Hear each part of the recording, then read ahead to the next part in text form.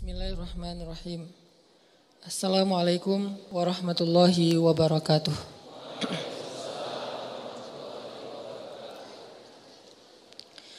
Alhamdulillahi rabbil alamin. Nahmaduhu wa nasta'inuhu wa nastaghfiruh. Wa na'udzu billahi min syururi anfusina wa sayyiati a'malina. May yahdihillahu fala mudhillalah wa may yudlil fala hadiyalah. Asyhadu an la ilaha illallah wahdahu la syarikalah. Lahul mulku wa lahul hamdu wa huwa ala kulli syai'in qadir. Wa asyhadu anna Muhammadan abduhu wa rasuluhu la nabiyya ba'dah. Allahumma salli wa sallim wa barik ala sayyidina wa habibina wa maulana Muhammadin wa ala alihi wa sahbihi ajma'in. Teman-teman yang dirahmati Allah Subhanahu wa taala, malam ini kita akan coba belajar mengevaluasi diri kita ketika kita dapat masalah. Karena ketika orang diberikan ujian oleh Allah Subhanahu wa taala itu, maka manusia itu ada dua tipe. Ada manusia yang berkeluh kesah dengan ujian, ada manusia yang bersabar atas ujian. Dan orang yang bersabar ini juga bermacam-macam bentuknya. Ada yang sabar dengan pasrah, ada yang sabar justru dengan memperbaiki diri. Dia bersabar sambil memperbaiki dirinya. Karena dia sadar tidak ada masalah yang menimpanya kecuali ada yang salah dalam dirinya. Tidak ada musibah yang menimpa dia kecuali ada sesuatu yang dia lakukan yang mungkin bukan kebaikan, yang mungkin dosa. Sehingga selain bersabar, sembari bersabar dia mencoba untuk mengevaluasi, memperbaiki diri. Dan ini adalah model orang yang sabar yang paling baik. Sedangkan yang mengeluh juga macam-macam. Ada yang mengeluhkan masalah, ada yang mencari kambing hitam. Menyalahkan temannya, kayak misalnya dia gak lulus satu mata kuliah atau nilainya jelek. Dia nyalahin teman kos-kosannya gara-gara teman kos-kosannya ngajak dia main terus misalnya. Padahal itu kan pilihan ya, dia bisa menerima, bisa menolak. Bisa nyalahin mantannya, ini gara-gara saya diputusin, saya nilainya jadi jelek. Ya salah juga sih. Nah ini kan bentuk-bentuk keluhan nih. Ada yang menyalahkan sampai tingkat keluhan yang paling parah itu menyalahkan takdir. Menyalahkan Allah. Ya Allah kenapa saya? Apa maunya engkau? Dan seterusnya dan seterusnya. Nah malam ini kita akan bahas angle orang yang ketika diuji oleh Allah bersabar. Dan juga sambil bersabar dia mencoba untuk memperbaiki diri. Dan ini adalah cara yang paling baik dalam menyikapi suatu musibah atau masalah. Cara yang paling elegan dan cara yang paling bijak, cara yang paling disukai Allah ketika kita mendapatkan masalah itu justru kita mencari tahu apa salah kita. Walaupun masalahnya bukan dengan keadaan, kalau menyalahkan keadaan kan susah. Masalahnya kadang dengan orang lain. Orang mencela kita, orang berkata-kata tidak baik kepada kita. Ya memang salah dia, tapi tidak akan menimpa ucapan itu kepada kita kecuali memang ada sesuatu yang terjadi dalam diri kita.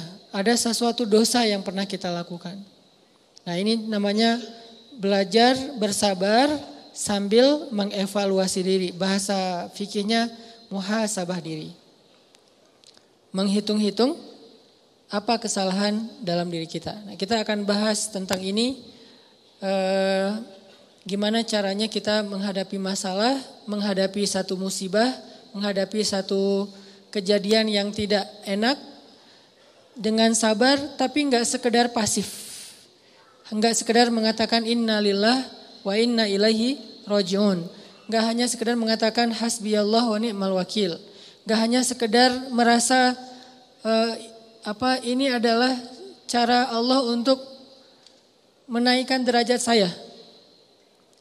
Kadang kalau hanya kegeeran kayak gini nih, kita jadi nggak pernah menjadi lebih baik. Kan ada orang ketika diuji oleh Allah, boleh sih merasa bahwa oh ini cara Allah menaikkan derajat saya. Tapi kalau hanya kayak gini doang, rasa-rasanya kita terlalu kegeeran. Dan kalau terlalu kegeeran, kita nggak punya dorongan untuk memperbaiki diri. Kalau saya lebih suka angle-nya, kalau orang lain yang kena musibah, kita bilang itu untuk mengangkat derajat dia. Kalau kita yang kena musibah, kita bilang ini karena dosa-dosa saya. Angle kayak gitu tuh lebih enak, lebih produktif. Daripada dibalik, giliran kita yang kena musibah, kita bilang emang Allah tuh pengen ngangkat derajat saya, makanya dikasih musibah. Agak GR ya. Giliran orang lain kena musibah, lo sih banyak dosa.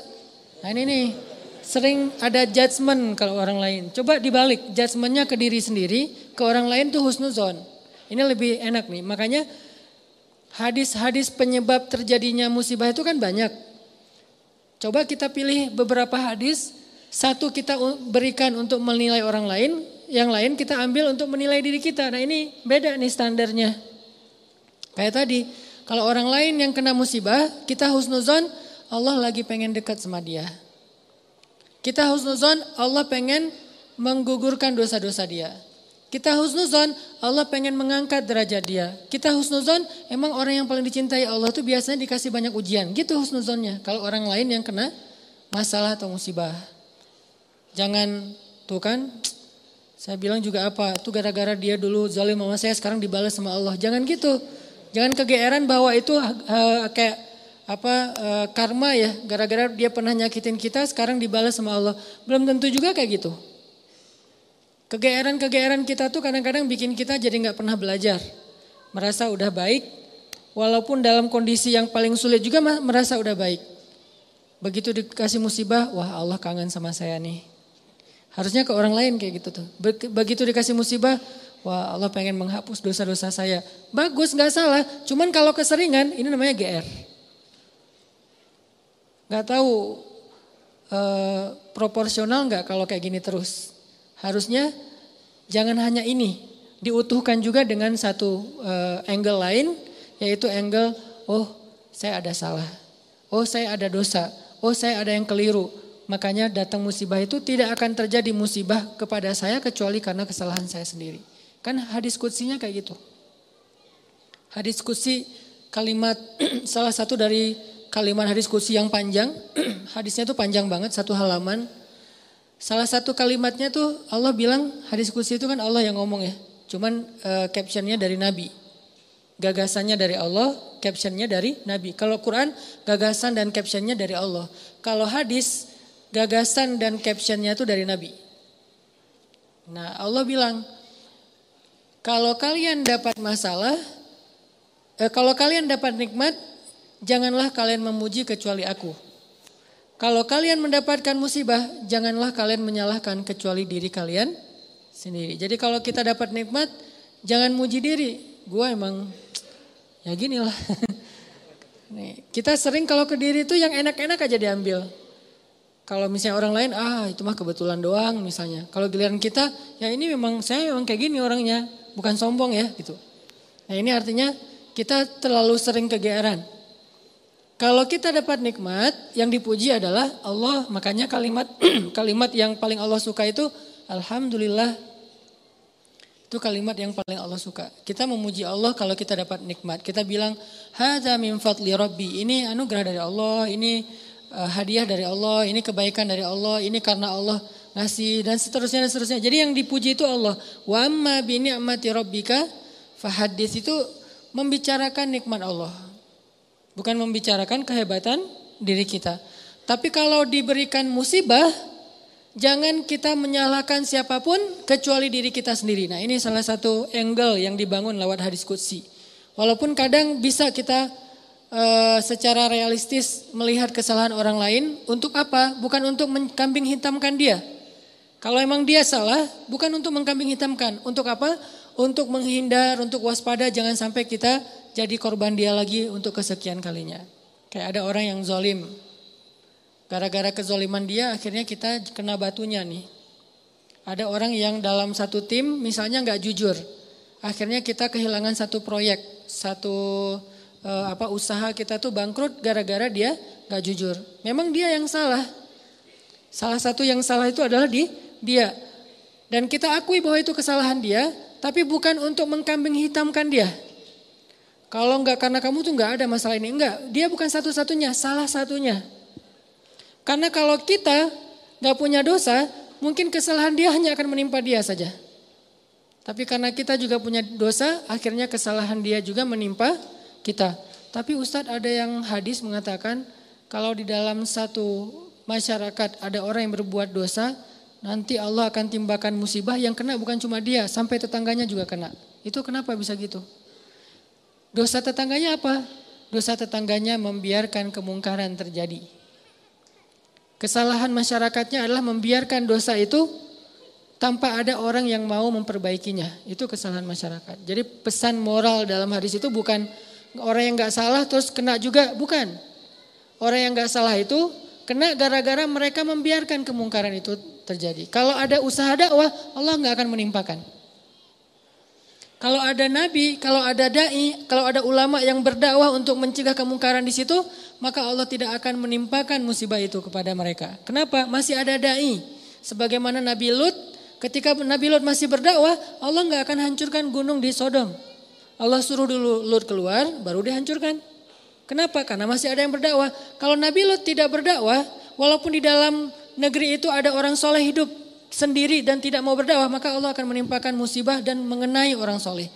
Kenapa orang soleh kok kena padahal dia nggak berdosa? Dosa dia adalah membiarkan kemungkaran. Dosa dia adalah membiarkan kebatilan, tidak berbuat apa-apa. Jadi kita bersyukur juga ada ulama-ulama yang bersuara untuk kemungkaran. Itu salah satu alasan mungkin Allah masih menahan musibah atas negeri kita.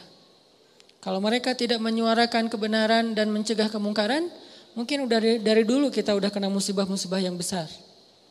Kalaupun ada musibah-musibah kecil, ini mungkin lebih kepada hikmah yang lain. Bukan hikmah karena Allah pengen mengazab bangsa Indonesia.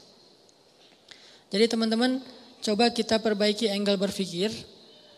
Apa yang harus kita persangkakan ketika orang lain kena musibah, dan apa yang harus kita persangkakan ketika kita yang kena musibah. Kalau kita yang kena musibah, salah satunya adalah cari salahnya di mana nih dalam diri kita. Kalau orang lain yang kena musibah, maka berbaik sangka dengan mengatakan Allah ingin mengangkat derajat dia. Berbaik sangka dengan mengatakan Allah pengen dekat dengan dia. Berbaik sangka dengan mengatakan orang yang paling banyak diuji adalah para nabi, kemudian orang soleh, kemudian yang semisalnya, kemudian yang semisalnya. Berbaik sangka dengan mengatakan Allah pengen menggugurkan dosa-dosa dia. Sehingga kita gak pernah menjudge orang lain. Dan tidak sibuk dengan kesalahan-kesalahan orang lain. Karena pernah saya kena musibah misalnya motor saya hilang. Dulu banget. Saya baru beli motor, baru 2 bulan terus hilang. Teman saya bilang gini, Ustadz kurang sedekah nih. Digituin. Ya sih saya nggak mungkin dong saya ngebantah kan ya. Oh iya ya mungkin. Cuman kan nggak enak ya. Orang lagi kena musibah bukannya dia empati atau apa gitu. Malah Ustadz kurang sedekah nih. Dia menjudge. Dan kalau saya kepancing. Nggak tahu sedekah saya kayak gimana. Kan habis pahala sedekah saya. Udah pahala sedekahnya cuma sedikit. Riak pula gara-gara kepancing sama dia. Hilang kan gak ada manfaatnya kan ya.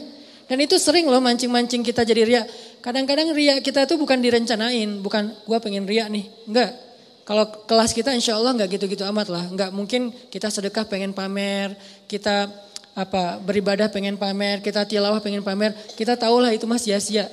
Tapi kadang riaknya tuh muncul gara-gara kepancing sama orang lain. Lo gak pernah gua ngeliat baca Quran. Wah lo gak tahu gue di HP ini ada Quran sampai 5 aplikasi loh. Buat apa juga banyak-banyak sama aja isinya.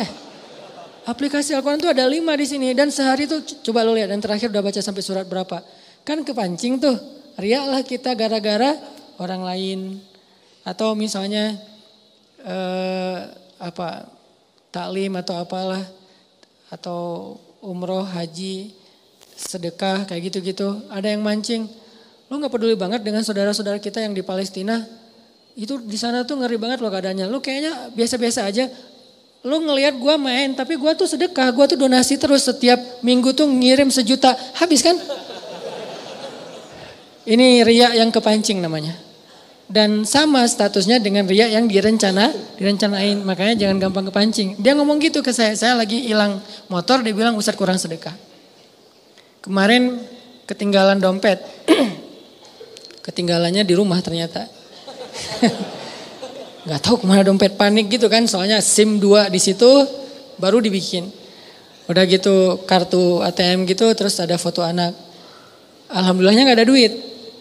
Tapi kan kartu lumayan tuh, blokir ATM dulu, terus mau ngirim SIM, mau ngurus SIM juga, ngurus KTP, apalagi sekarang lama ngurus KTP-nya, masa kemana-mana saya mau bawa surat gitu, nunjukin kan naik pesawat, males banget kan ya, nggak keren kalau nggak ada kartu teh, kemana-mana mau check in pesawat, tunjukin kertas, aduh gimana rasanya nih, berat, tiba-tiba ada yang iseng lah gitu, udah tahu orang kena musibah Ustadz banyak dosa, Ustadz ini segala macam. Iya sih emang banyak dosa, tapi gak usah diomong-omongin kan gitu ya. Jadi malah, karena kita juga udah muhasabah diri lah, ketika kita dapat musibah kita langsung introspeksi diri, gak perlu digitu-gituin. Kadang kita ke orang lain tuh gitu teman-teman. Dia mungkin udah sadar, atau gak usah orang lain, keluarga sendiri, pasangan kayak gitu juga. Oh kayaknya kamu tadi, gara-gara kamu tadi ngomongin dia, makanya jangan digituin. Udah aja bab ngomongin orang lain, itu bab yang berbeda. Jangan dikait-kaitkan sehingga kita menjudge orang lain kena musibah gara-gara dosa yang baru saja dia lakukan. Ini kurang bijak. Yang bisa mengatakan ini hanya orang-orang tertentu seperti para nabi, terus ulama-ulama dengan level tertentu. Kalau kita dengan teman, jangan ngambil peran sebagai ulama. Beda. Kalau kita sebagai teman, ngambil peran ya cuma teman doang. Empati, peduli, bantuin. Kalau ulama kapasitasnya emang menasehati. Ulama itu kapasitasnya emang mengeluarkan fatwa. Bahkan menjudge, itu hak ulama menjudge. Karena ulama itu sama kayak hakim. Tugas hakim itu adalah menghakim. Menyampaikan hukum halal haram, hak batil dan seterusnya. Tapi kita kalau ke teman beda sama ulama. Kalau ulama kayak gitu maklumi, emang tugas ulama kayak gitu. Kalau kita mengambil peran ulama ini gak bisa dimaklumi. Ini agak blunder. Agak offset nih kalau menurut saya. Jadi kalau teman-teman ngedengar ada ustadz-ustadz yang di sosial media berfatwa, itu emang tugas mereka. Jangan dijudge juga, nih ustadz ini kurang bijak. Emang gitu, kalau kita yang kayak gitu yang namanya kurang bijak. Kalau ulama kayak gitu, bijak tuh. Karena kalau ulama diam, lalu di mana amar ma'ruf nahi mungkar? Kalau ulama diam, lalu di mana dakwah? Kalau gitu saya juga harus, enggak, kalau kita enggak boleh ngomong, mending diam. Karena ketika kita ngomong, kemungkinan salahnya lebih besar daripada benar. Terus gimana? Ya udah bantuin orang yang kena musibah. Jangan dijudge, jangan dihakimin, jangan difatwain. Kita bukan ahlul fatwa. Kita bukan mufti. Kita hanya orang biasa. Kalau mau sekedar watawasau bil haq Ustaz. Ya, watawasau bis sabr juga kan. Kita nasihatnya itu menguatkan kesabaran dia, bukan nasihatnya membuat dia makin jatuh. Lo sih, nah ini bikin jatuh nih.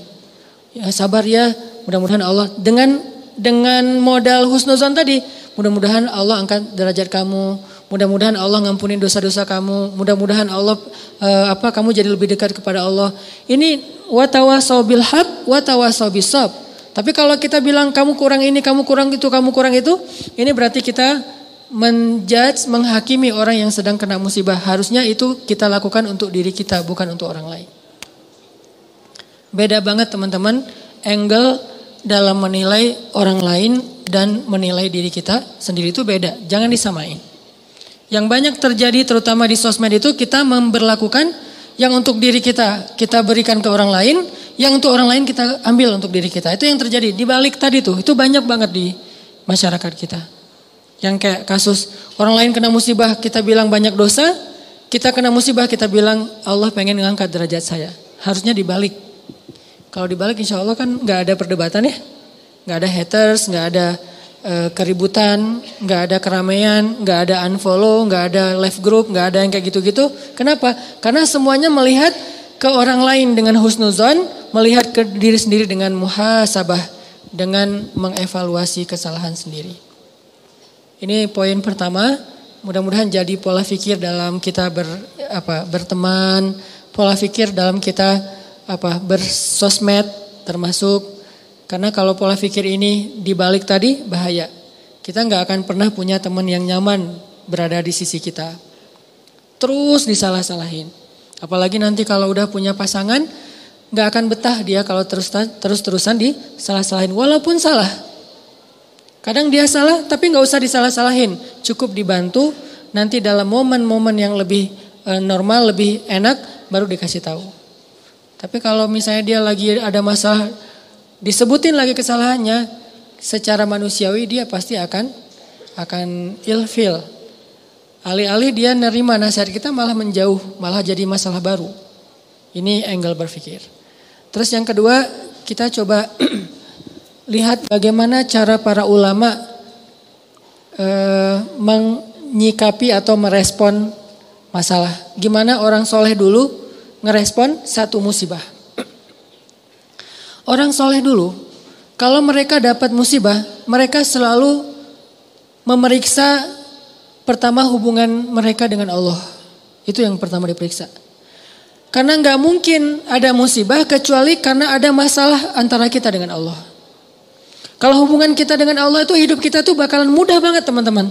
Tapi begitu ada kerenggangan antara kita dengan Allah, ada gap antara kita dengan Allah, ada kayak kerusakan hubungan kita dengan Allah, pasti jadinya tuh musibah, pasti jadinya tuh masalah. Saya teringat kisah di zaman Umar bin Abdul Aziz. Tahu Umar bin Abdul Aziz? Umar bin Abdul Aziz itu pemimpin yang dikenal dengan julukan Khulafaur Rasyidin yang kelima. Jadi ada 6 Khulafaur Rasyidin. 4 terkenal ya, Abu Bakar, Umar, Utsman, Ali. Yang kelimanya tuh Umar bin Abdul Aziz dan yang keenamnya itu Nuruddin Zinki. Gurunya Salahuddin Al-Ayyubi. Jadi ada 6 Khulafaur Rasyidin, khalifah yang dikenal dengan khalifah paling adil sepanjang sejarah. Padahal banyak khalifah-khalifah yang keren loh dalam Islam. Ada Harun Ar-Rasyid, ada Khalifah Al-Ma'mun, ada Khalifah Muhammad Al-Fatih, ada Salahuddin Al-Ayyubi, ada Saifuddin Qutuz. Ada banyak nama-nama besar dalam sejarah Islam. Tapi mereka gak dapat gelar Khulafaur Rasyidin. Berarti orang yang dapat gelar Khulafaur Rasyidin ini kan ideal banget ya, keren banget nih. Walaupun kita belum tahu cerita detailnya. Salah satu di antara 6 Khulafaur Rasyidin, ada yang kelima namanya Umar bin Abdul Aziz. Kalau gak salah cucu apa cicitnya Umar bin Khattab. Nah, di masa Umar bin Abdul Aziz ada seorang gembala, ada seorang yang punya banyak ternak. Datang kepada Umar bin Abdul Aziz bilang gini, ya Amirul Mukminin, kenapa ya sejak Anda naik jadi khalifah, ada kejadian aneh di tempat gembala-gembala ternak kami. Umar nanya, kejadian aneh apa? Ya kejadiannya aneh, soalnya dulu tuh yang namanya serigala sama domba itu pasti kan musuhan ya. Serigala tuh kan selalu meneror ya, menikung. Serigala itu selalu berburu domba. Jadi domba itu makanan serigala tuh.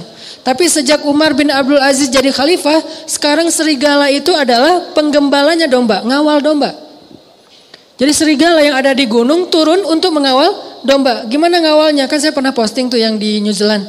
Gimana seekor anjing dilatih untuk menggembalai domba.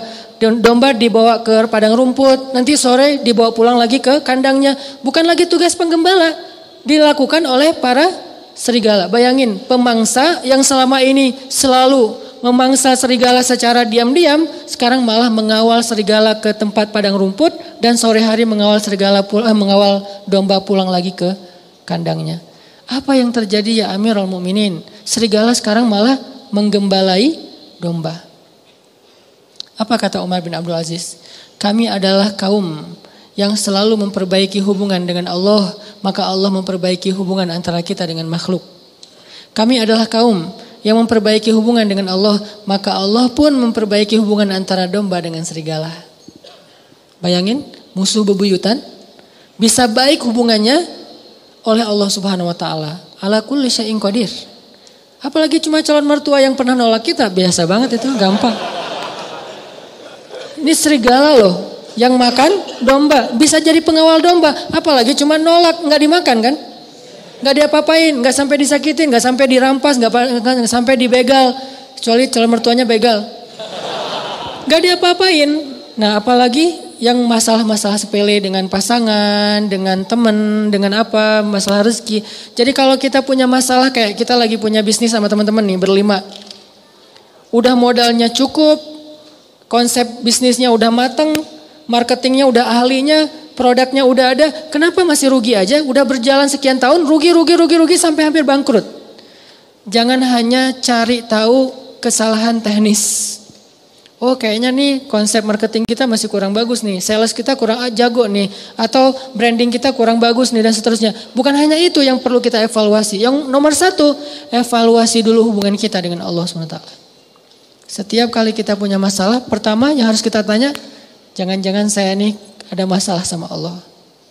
Dan itu yang selalu saya lakukan. Kalau saya punya masalah, saya langsung tanya, nih kayaknya ada yang gak benar nih saya sama Allah. Mungkin sholatnya kurang khusyuk, mungkin beberapa kali jadi gak sholat di masjid karena sibuk atau karena ketiduran, karena apa. Oh kayaknya kebiasaan saya malam misalnya bangun, enggak saya, orang lain malam misalnya dia tahajud, terus tiba-tiba beberapa malam ini dia gak tahajud, akhirnya Allah kasih musibah mancing biar dia tahajud lagi. Kebiasaan dia tilawah 1 juz, tiba-tiba beberapa hari ini cuma beberapa lembar, Allah kasih masalah. Pokoknya kalau kita dapat masalah, yang pertama harus kita evaluasi hubungan kita dengan Allah. Sehingga ketika Umar bin Abdul Aziz jadi khalifah, masalah antara serigala dengan domba damai. Jadi domba dan serigala itu temenan. Bayangin, domba sama serigala temenan, sahabatan lah gitu. Malah serigala jadi kayak apa ya? Kayak relawan buat domba, nggak dibayar. Jadi volunteer. Pada turun, gantian ya piket gitu serigala teh. Kan serigala banyak tuh, piket dalam seminggu giving every day. Dalam seminggu ada 1 serigala yang bertugas untuk ngawal domba-domba. Dan itu bukan satu kawanan domba. Ada puluhan bahkan ratusan kawanan domba di negeri itu, di Madinah. Semuanya dikawal oleh serigala. Kalau cuma 1 doang mungkin bukan fenomena. Kebetulan doang nih ada serigala yang baik hati. Tapi kalau misalnya jadi kayak semua kawanan domba itu dikawal oleh serigala, ini fenomena nih. Akhirnya laporlah kepada Umar bin Abdul Aziz, ya Amirul Mukminin apa yang terjadi? Kata Amirul Mukminin, kami adalah kaum yang selalu berusaha memperbaiki hubungan dengan Allah, maka Allah memberikan balasan dengan memperbaiki hubungan antara serigala dengan domba. Berkuranglah tugas para penggembala. Nunggu aja tuh di kandang. Pagi hari dijemput sama serigala, datang tumpangan gratis gitu. Datang serigala, udah siap, udah ayo jalan konvoy, naik ke atas padang rumput. Dan serigala lebih expert dalam mencari padang rumput daripada manusia. Dia tahu banget padang rumput yang lagi yang rasanya manis, yang asin, yang apa segala macam, kayak salad gitu kan ya. Gua tunjukin nih salad yang paling baik nih, chefnya terbaik, dia tunjukin ke gunung mana, tuh bawa tuh domba-domba. Kayaknya kurang lebih kayak gitulah keadaannya. Lalu kan Umar bin Abdul Aziz itu cuma sebentar ya, kalau nggak salah cuma 3 tahun jadi khalifah, lalu dibunuh, meninggal. Setelah Umar bin Abdul Aziz meninggal, serigala mulai memakan domba-domba. Serigala mulai memakan domba-domba. Ketika kasus pertama terjadi dalam kasus 1 kawanan domba, langsung yang pemilik domba itu mengatakan, kenapa dombanya mulai dimakan serigala? Dia mengatakan pasti Umar bin Abdul Aziz sudah wafat, karena mereka belum dengar beritanya. Pasti Umar bin Abdul Aziz sudah wafat, makanya serigala mulai galak lagi dan makan domba. Galak. Akhirnya mereka pun cari tahu benarkah Umar bin Abdul Aziz wafat atau dia turun tahta. Ternyata ketika mereka cari tahu, mereka dengar berita benar Umar bin Abdul Aziz telah wafat. Sehingga orang-orang tidak punya lagi orang soleh yang memimpin. Akhirnya Allah putuskanlah silaturahim antara serigala dengan domba. Dan ini kisah nyata. Saking solehnya Umar bin Abdul Aziz. Makanya layak disebut khulafaur rasyidin. Tingkat kesolehannya itu sampai bisa mempersaudarakan antara domba sama serigala. Kita kucing sama tikus saja gak bisa.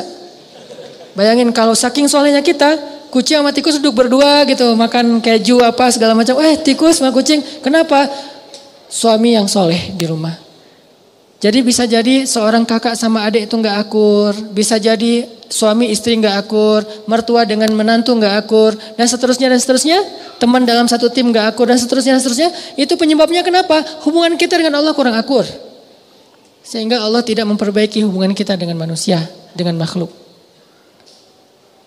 Jadi yang pertama kita evaluasi kalau kita punya masalah teman-teman, evaluasilah hubungan kita dengan Allah.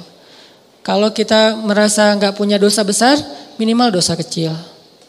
Tapi kan dosa kecil tuh rata-rata nggak sadar Ustadz. Ya kalau nggak sadar ya nggak apa-apa.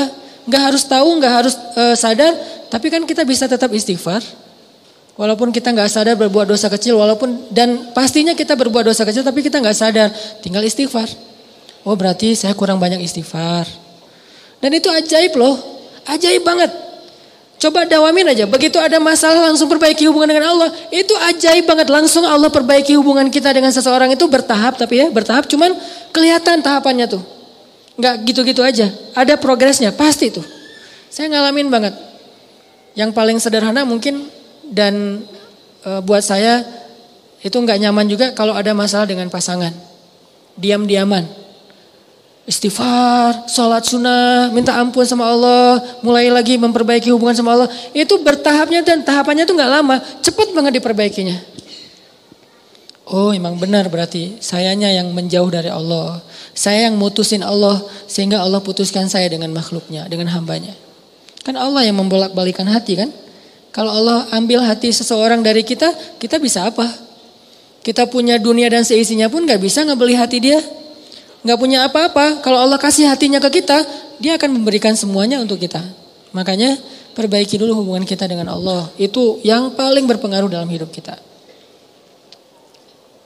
Dosa salah satunya.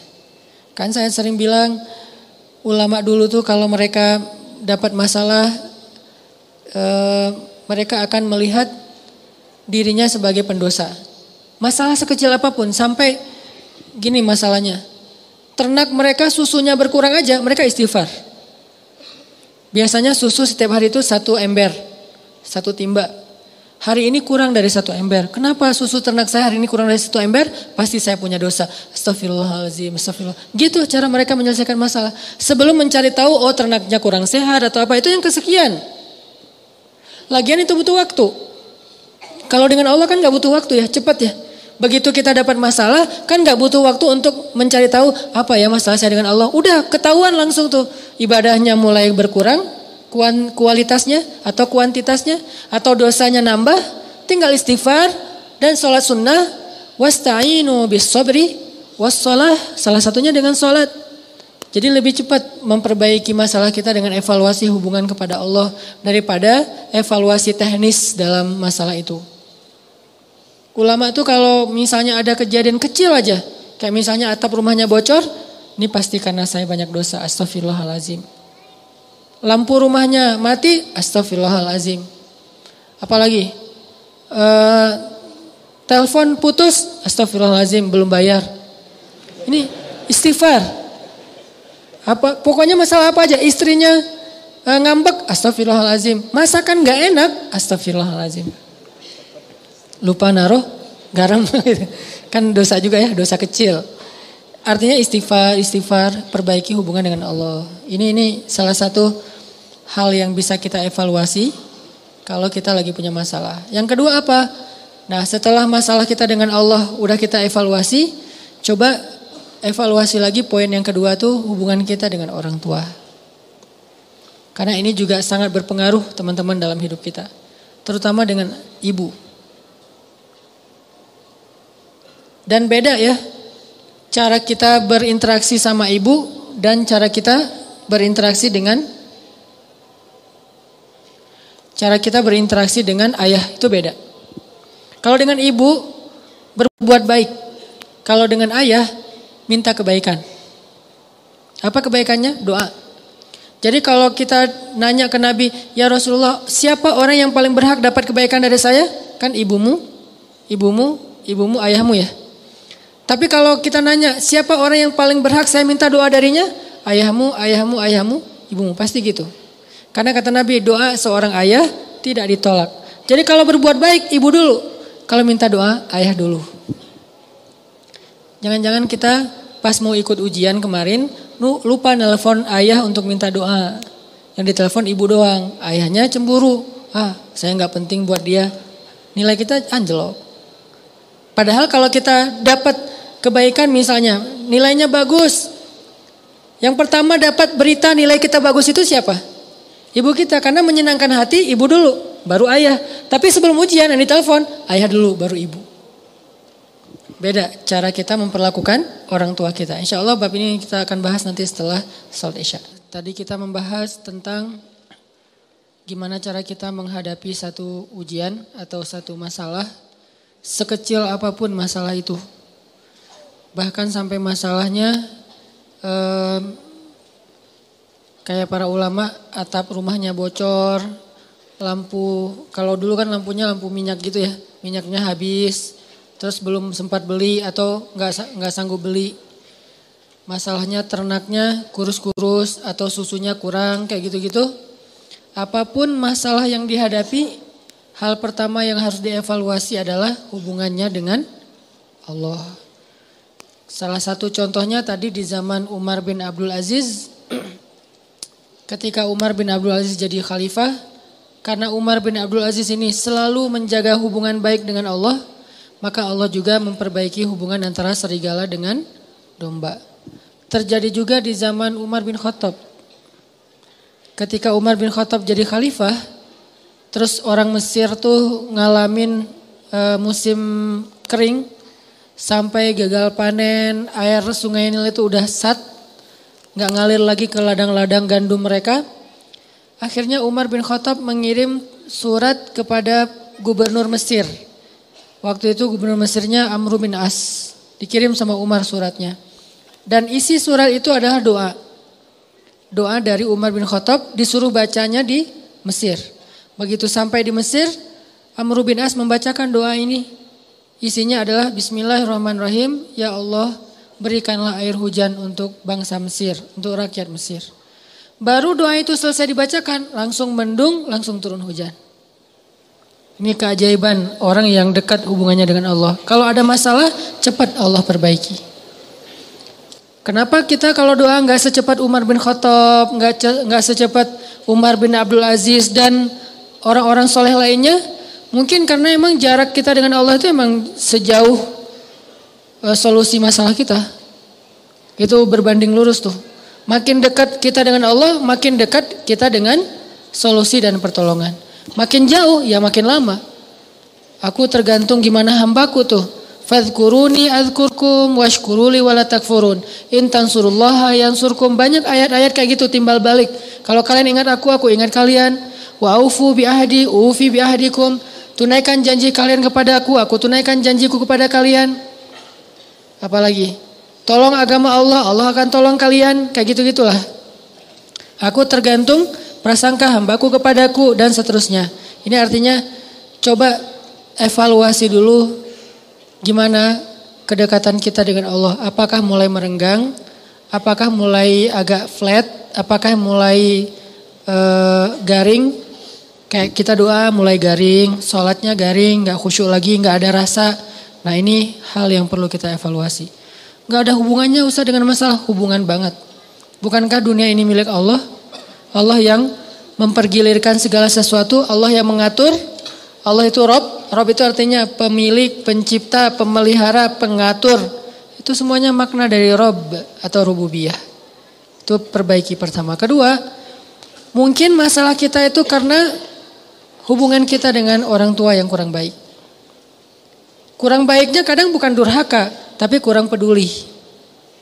Kurang baiknya mungkin kita gak pernah ngebentak orang tua, tapi gak pernah juga kita membahagiakan orang tua. Ya biasa-biasa aja lah gitu. Dengan orang tua itu ya sekedar status doang, bahwa itu ibu saya, itu ayah saya, tapi gak ada apa-apa. Bukan kesayangan, bukan prioritas, bukan yang kita agendain. Pokoknya seminggu sekali harus nelpon, kalau gak bisa datang. Kalau bisa datang harus datang. Setiap hari itu kita minimal ketemu ibu kita senyum, minimal kalau bisa mijat kakinya atau apa gitu. Nah karena hubungan kita dengan orang tua jadi agak sedikit plain, hambar, maka hidup kita juga jadi hambar. Terutama ibu. Dan juga mungkin kurangnya apa? Kurang banyak minta doa dari ayah. Padahal doa itu ajaib loh dalam kehidupan kita teman-teman. Ada banyak orang yang dia itu tiba-tiba menjadi orang pintar bukan karena dia cerdas, bukan karena ilmunya banyak, tapi karena doa orang-orang soleh. Sehingga Allah kasih dia kecerdasan, Allah kasih dia ilmu, hafalan, melekat semuanya di dalam benak dan hatinya. Itu bisa banget dengan doa. Makanya dulu Umar bin Khattab pas mau ketemu dengan Nabi sambil bawa anaknya Abdullah bin Umar. Umar bilang kepada Abdullah, Abdullah, nanti kalau kamu ketemu dengan Rasulullah, jangan lupa minta doa ya. Ya ayah, kata Abdullah. Nah pas ketemu dengan Rasulullah, Abdullah langsung, ya Rasulullah beri saya doa. Doakan saya, doakan saya. Selalu minta doa. Sehingga akhirnya Allah berikan kecerdasan kepada Abdullah bin Umar bin Khattab jauh di atas bapaknya. Salah satu adegan kecerdasan Abdullah tuh pas Nabi lagi ngajar, mereka pada hadir, para sahabat. Terus Nabi ngetes gitu, ngasih mereka satu pertanyaan dalam bentuk perumpamaan. Pas ngetes kayak gini, sahabat-sahabat yang senior gak ada yang bisa jawab.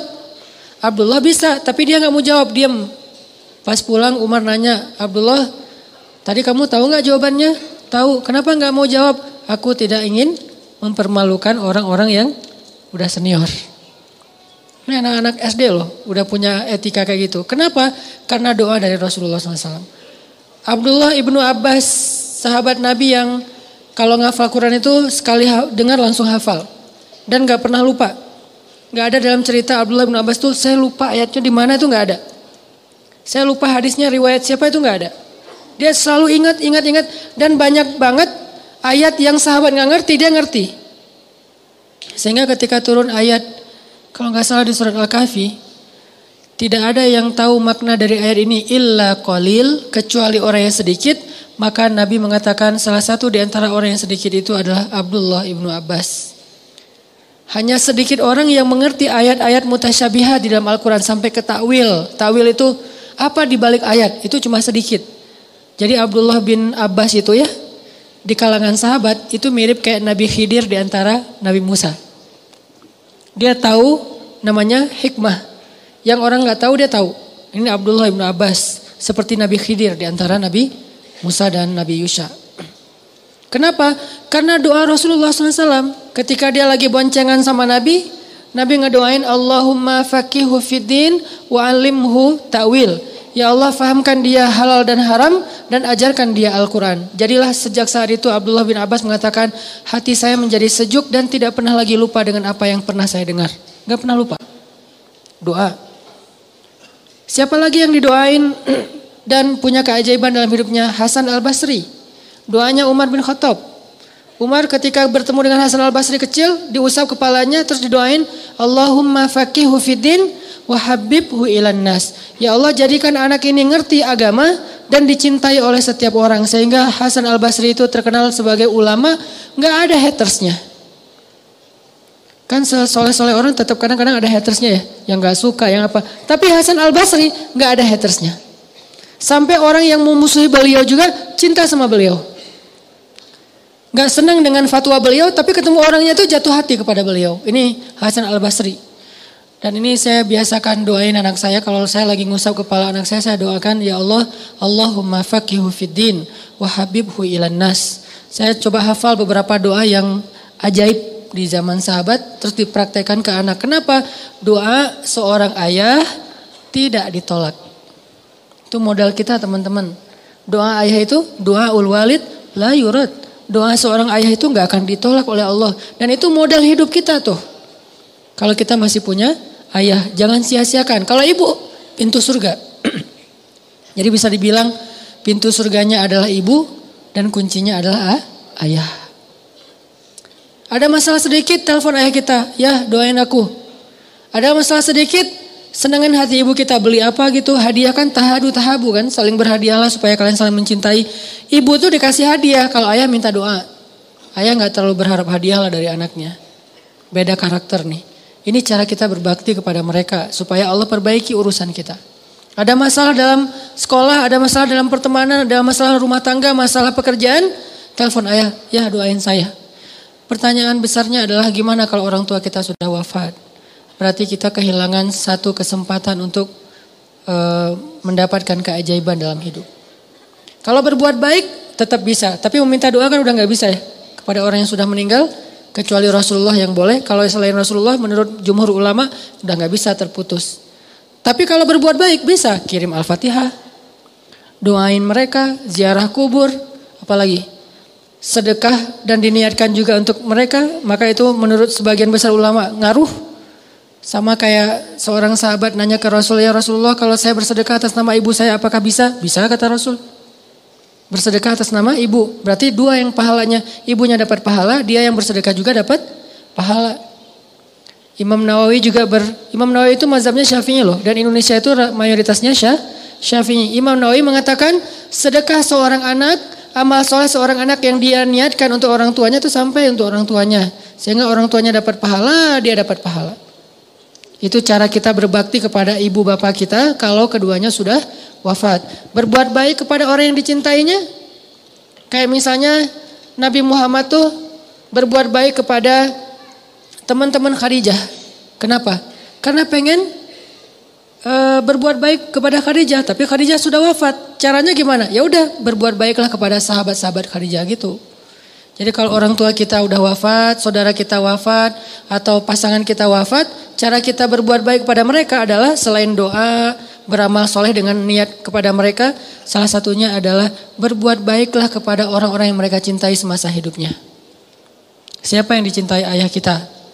Teman-temannya, cinta dalam makna persahabatan ya, teman-temannya, keluarganya, ibu kita juga kayak gitu, pasangan kita juga kayak gitu, berbuat baik kepada dia. Insya Allah kalau kayak gitu berarti kita telah berbuat baik kepada almarhum. Walaupun kata orang itu nggak ada istilah almarhum, ya nggak masalah lah, istilah doang ya. Kepada almarhum. Terus yang ketiga, kalau kita punya masalah, evaluasilah hubungan kita dengan pasangan. Kalau yang udah punya, kalau belum punya Ustadz, berarti nggak ada masalah. Atau ada masalah nggak ada solusi. Jadi evaluasi dulu hubungan kita dengan pasangan. Terutama hubungan seorang istri kepada suami. Kenapa? Karena salah satu yang menyebabkan hidup kita nggak berkah, tidak ada ridho dari suami kita. Tapi suami saya itu emang nggak pernah ridho Ustaz. Nah ini salah suaminya nih. Kalau kita udah benar tapi suami nggak ridho, maka Allah tahu lah. Allah tuh nggak polos lah, nggak terlalu lugu gitu. Allah pasti gak kasih ridho saya nih, soalnya suami saya gak kasih ridho. Tapi suami saya itu susah banget Ustaz, kayak dosen killer gitu, susah ngasih nilai. Allah tahu, Allah yang menilai. Gak mungkin Allah menzalimi kita gara-gara suami, gak mungkin. Jadi Allah hakimun, alimun, basirun, khabir. Maha bijaksana, maha tahu, maha melihat, maha teliti. Gak usah khawatir. Tapi kalau emang suami gak ridho gara-gara kita belum baik, itu wajar. Susah dapat kebaikan. Makanya Nabi pernah bilang gini, ini buat teman-teman teteh-teteh yang di atas, kalau masih sendiri ini jadi bekal nanti kalau udah punya pasangan. Kata Nabi kepada para sahabat-sahabiat, tahukah kalian siapa orang yang paling dijamin masuk surga? Kata para sahabat, siapa ya Rasul? Kata Nabi, orang yang dijamin masuk surga adalah seorang perempuan yang ketika dia ada masalah dengan suaminya, dia segera datang dan dia jabat tangan suaminya, dia cium tangan suaminya, maka Allah langsung menjatuhkan ridho kepada dia dan dijamin masuk surga. Tapi salah suami Ustaz, ini bukan soal siapa benar siapa salah, tapi siapa yang mau ngalah. Benar salah itu relatif ya. Kadang-kadang dua-duanya ngaku benar, susah kan? Tapi siapa yang mau ngalah? Kalau gitu harus istri duluan yang datang. Enggak sih sebetulnya, ini hadis keutamaan kalau istri datang duluan. Nanti ada hadis keutamaan kalau suami datang duluan. Karena ada cerita, ini cerita di zaman sebelum Rasulullah ya, di zaman Nabi Isa kayak gitu. Ada seorang ulama datang ke rumah temannya. Temannya ini orang soleh, datang ke rumah temannya, ngetuk pintu, yang buka istrinya, ditanya ada fulan, kata istrinya gak ada, gak tahu juga kemana tuh orang. Istrinya marah-marah. Kenapa kok marah-marah? Iya, siapa yang gak marah kalau suaminya kayak dia, jelek-jelekin suaminya. Dia jelek-jelekin tuh suaminya tuh sama dia.